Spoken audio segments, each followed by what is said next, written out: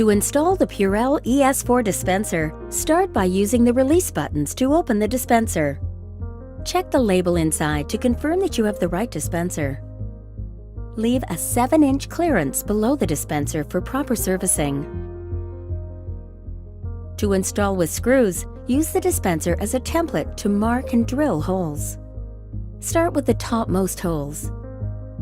Drywall anchors may be needed.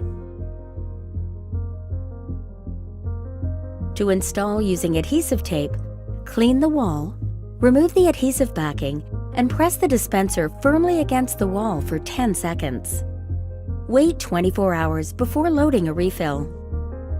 Install the back plate cover by inserting top corners first, then pressing in the bottom until you hear an audible click.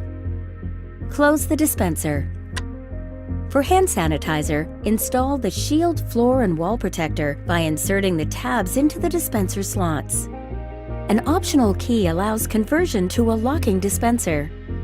To activate, insert the key into the lock slot. To disable the locking mechanism, remove the back plate and push up the plastic locking tab.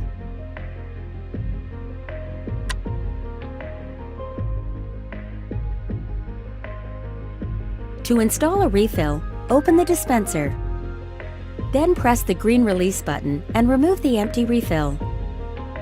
Ensure that the refill and dispenser labels match.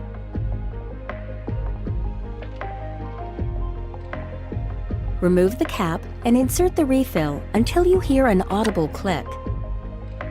Close the dispenser. Prime the dispenser by depressing the push bar until product is dispensed. To recycle the empty refill, break and remove the collar and unscrew the pump.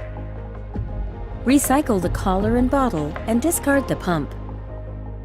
PURELL ES4 dispensers will provide years of reliable performance. If you have additional questions, contact GOJO Customer Service at 330-255-6000.